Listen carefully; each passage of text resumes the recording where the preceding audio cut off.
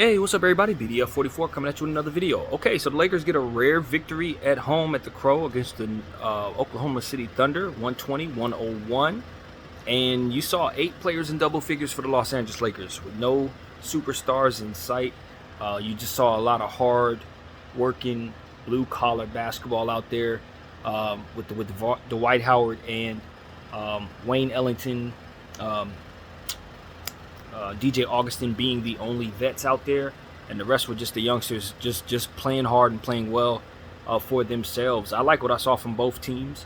My whole idea about how a team should be behaving down the stretch of a season when you're not very good was on full display tonight. A bunch of G League guys that you never see getting opportunities. And, you know, OKC found a guy by the name of Jalen Hoard, who lives up to his last name because he hoards boards like a madman. He had 17 tonight. He's had 21 in the previous game. He had 20 in another game. This is what I'm talking about. The Lakers, while we were messing around with all these older guys on our team, we should have been trying to look for Jalen Hoard. He shouldn't be a Thunder. He should be a Laker. We needed rebounding help all year long. And there was a guy in the G League that could do this. So that's just where it comes down to. I don't want to get angry on this camera, but it's one of those situations where I keep telling everybody that's where the money's at. For all I know, that could be the best rebounder in the basketball. If he keeps doing this, he will be. It's one of those type of things. So it's like, you just don't know what you can get out of a guy who's hungry, who's fighting for his dream. You know what I'm saying? There's something to be said for hunger when it comes to basketball. You know, growing up watching the games as much as I did, you understand that it's something to be said for hunger on that court. You'll see hungry beat talented some of the time. And that's ultimately why I think this team had success tonight in ways that our team couldn't have against the same team when we had our stars out there, because you got effort out of guys, you got 50-50 balls out of guys, you got young legs, fresh legs getting in fast break. We had more fast break points than the Thunder tonight. I thought that was very telling, given the fact that obviously that's why we had lost these games against the Thunder, because they can kill us with their youngsters.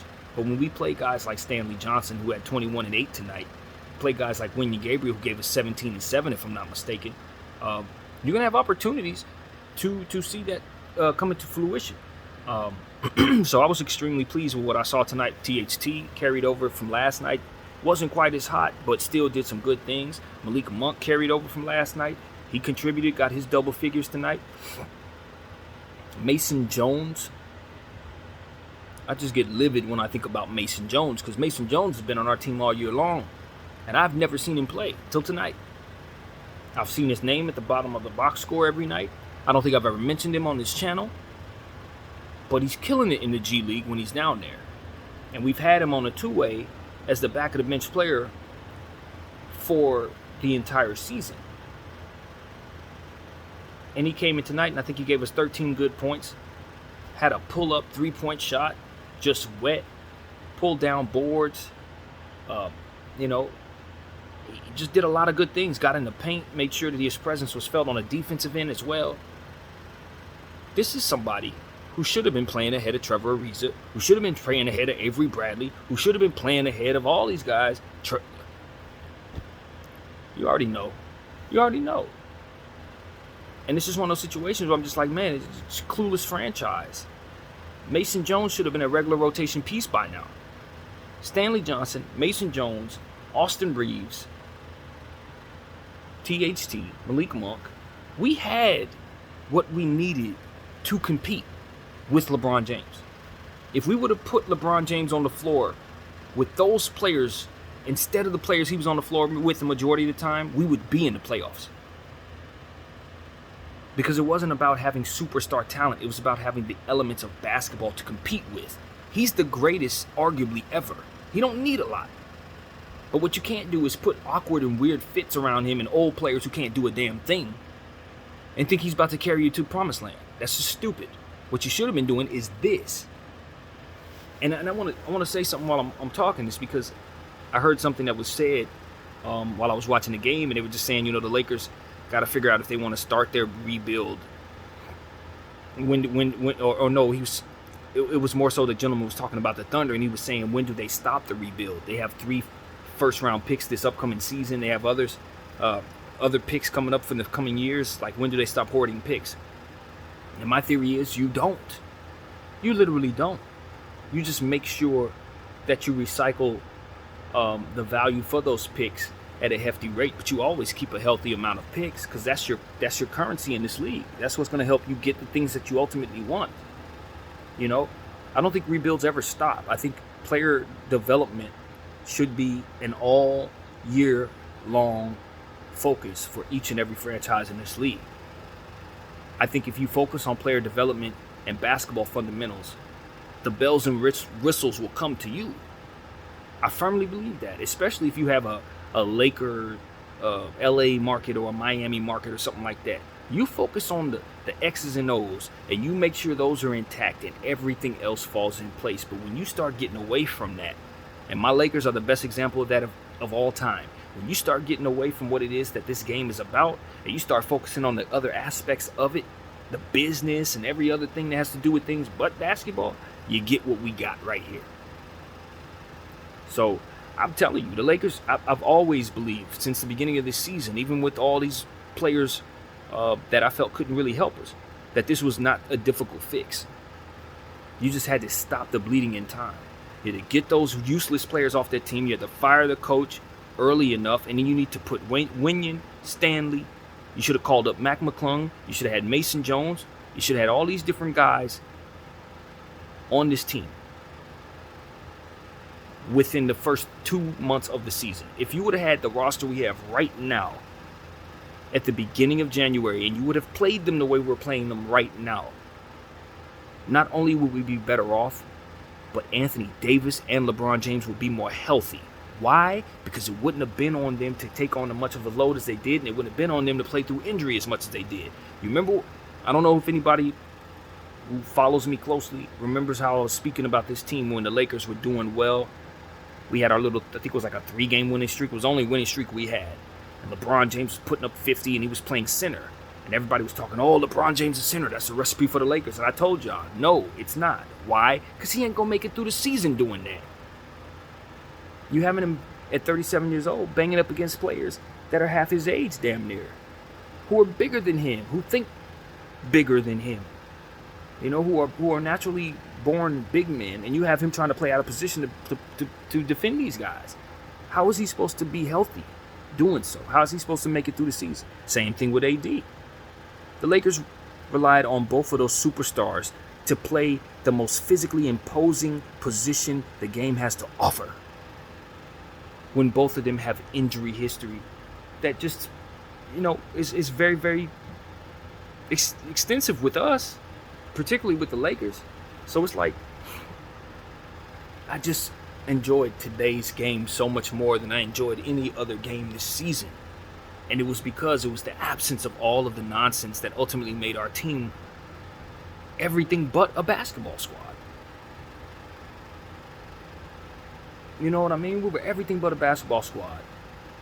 With the exception of the Charlotte basketball game where we did lose, where we didn't play any of them stars and still had a very good game. And tonight's game where we didn't play any of them stars and had a very good game and won. I like LeBron James. I don't think he's really part of the problem as it pertains to on the court, because he can run with these guys and be himself. That's what I'm saying. It's like he could run with Winion, Gabriel, and Stanley Johnson and THT and those guys. It ain't no issue for LeBron to run with those players. It's just that he has to see that. He has to see that. If beyond anybody else, LeBron James first has to see, right here and now, that his best path toward not only a championship, but prolonging his career, is assuring that he never surrounds himself with people his age ever again. Ever again on the basketball floor. If you want to do that at home, when y'all watching y'all theater, y'all want to go out and drink Lobos, go on an island, sit on a banana boat, that's where that belongs. Not on your professional basketball team, bro. You are an anomaly. guys in our age can't do what you do. You're by yourself, man. And you're playing the young man's game. You got to do what it is that we can't do, us guys our age. You got to just run with the kids, bro.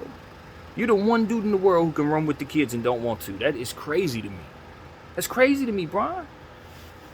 You're the one 37-year-old who can keep up with everybody and don't want to run with them. You want to run with Trevor Ariza. You want to run with old guys, man. And that is my only real problem with LeBron being a Laker. It's my only real problem. If he would have desired to be on a team with guys like this all year long, he would have dragged them to the playoffs and they would have carried him through them.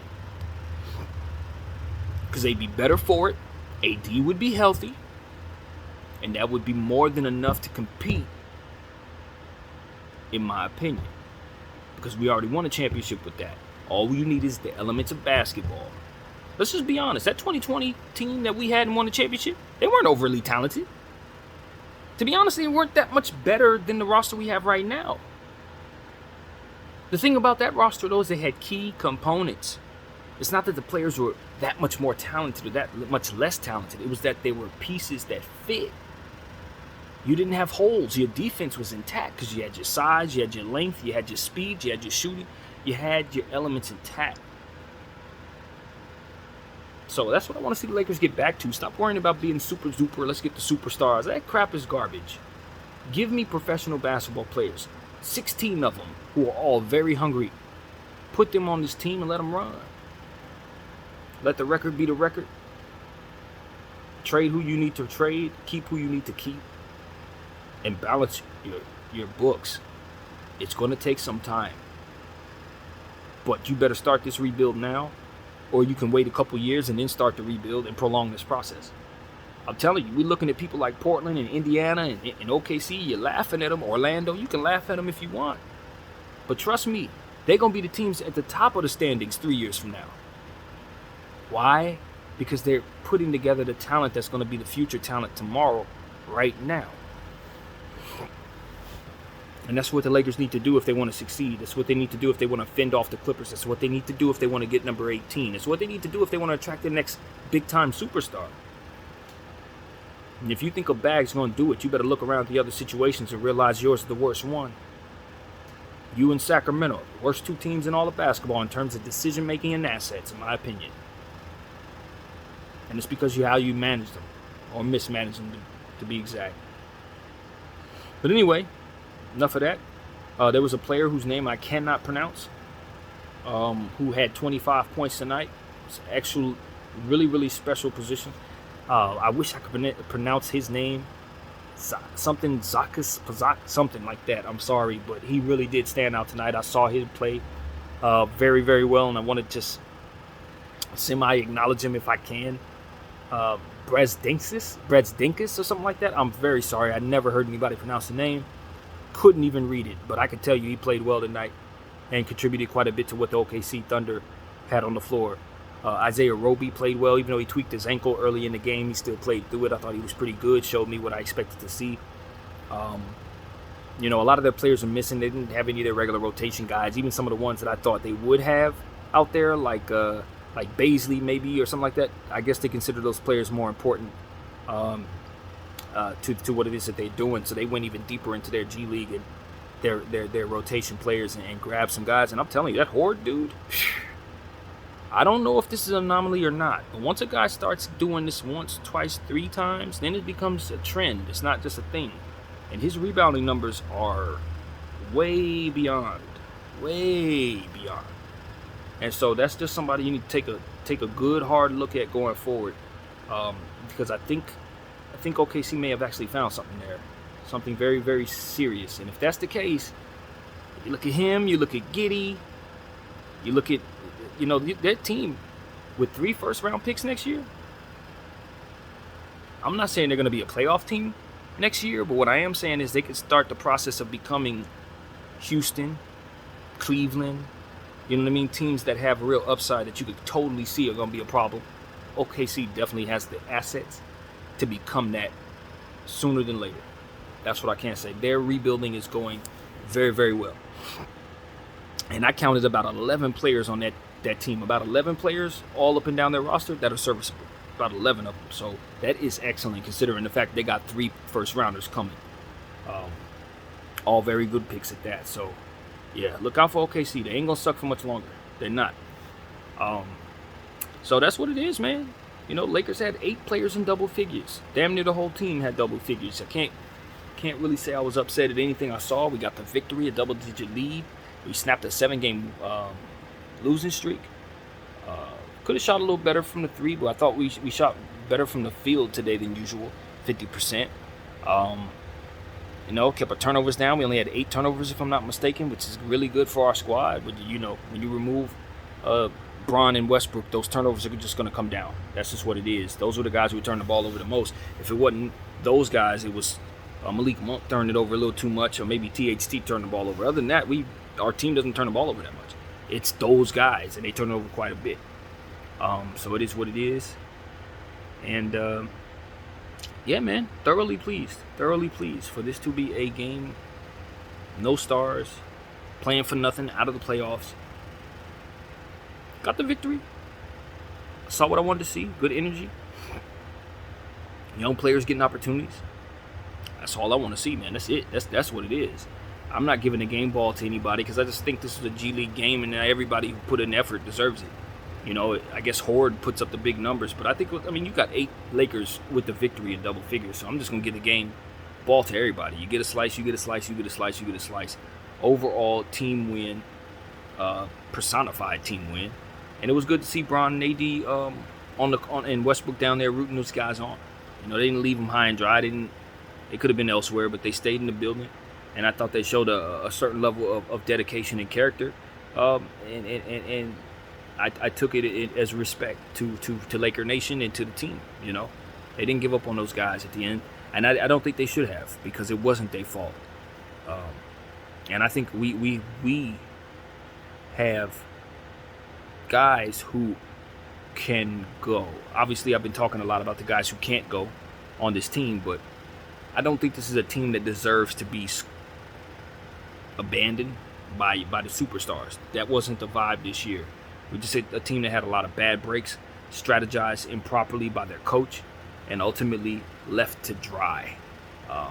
Left hung out to dry by the front office. That's how I saw it. But the men held themselves correctly. I thought they wore the uniform with respect. I don't think they went out there and embarrassed us out of playing poorly. You know what I mean? The effort could have been a lot better. We all know that. Accountability could be a lot better. We know that. But, you know, we've had teams that had worse locker room presence. We've had teams with worse energy. You know, these guys, they failed in their mission. But all in all, I think they're probably going to take more of a punishment for being a worse team than they actually were. I think that's how it's going to be looked at. This is probably going to go down as the worst Laker team of all time. And I'll just remember that LeBron James played some of the best basketball we ever seen this year. We had a undrafted rookie in Austin Reeves who showed up and showed us that, you know, we have found something. We found something with him. We picked up Stanley Johnson, somebody who they thought was a bust in this league, gave him a role, and now we're happy with him. He's found a home here. Hopefully we keep him. We found Winyan Gabriel at the end of the season, who's been fantastic for us. We turned THT from a player who was struggling all year long on a bad contract to, at the end of the season, a guy who's really playing well, who we could feel a lot better about going into next season than we did going into this season, even though we paid him last season.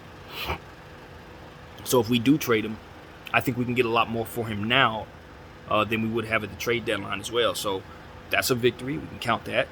I think we picked up a guy like DJ Augustine, who I wouldn't mind bringing back next season, to be completely honest with you. I think he's one of the best shooters we got. Sound, winning type of presence. And I think he's the kind of guy I'd want to add to a winning situation, so we got him early. So there's a lot of things to take away from the season that ain't so bad, you know. AD looked pretty good these last couple games, and we shut him down healthy, which is A1 for us. AD ended the season healthy for all his work. He could have played tonight. So these are all wins, man. These are all wins. Russell Westbrook played better at the end of the season, so his trade value should be increased, if ever so slightly, than what it was throughout the majority of the season. I'm counting my wins, man. I'm counting my victories because it ain't too many. Malik Monk, even though I think we'll probably lose him, there's a chance we can bring him back, and if that's the case, we found us another piece right there. So it's just plenty to like. We're gonna talk about how bad this team was, but I'll always remember there were things that we found this season that would have worked, and if we would have played a center throughout the majority of the season, we would have made playoffs. AD or no AD, we would have made the playoffs. From possession to possession to possession to possession, every game, all season long, the majority of the issue for this team ultimately came down to them not having size on the basketball floor. Everybody's going to talk about this injury. Everybody's going to talk about that situation. Everybody's going to talk about the distractions. Everybody's going to say Frank Vogel was a scapegoat. Everybody's going to say all this different stuff. But at the end of the day, whoever's decision it was to not play Dwight Howard and to only roster DJ for 3/4 of the season was ultimately the catalyst for all of our failures. Whoever's decision that was the one. If it was Frank's, it's Frank. If it was Genie's, it was Genie's. If it's Bron, it's Bron. But whoever thought it was a good idea to play small ball is the person to blame for why this team was as bad as it was, ultimately. You give us a center, Bron's production, coupled that with the hard work of these other guys, it have got us there. We leaned too much on veterans and didn't run good stuff. And when guys start losing faith, coaching staff did not instill that faith back in the team. He lost the team early, and the front office didn't fire him. And that was a harmful mistake. So we'll take our victory tonight. We got one more game on Sunday against the Denver Nuggets. We'll do what we can. Jokic will put up his numbers and win his MVP because that's what he's going to do. I think he's going to get it. And hopefully we'll see a good victory in altitude.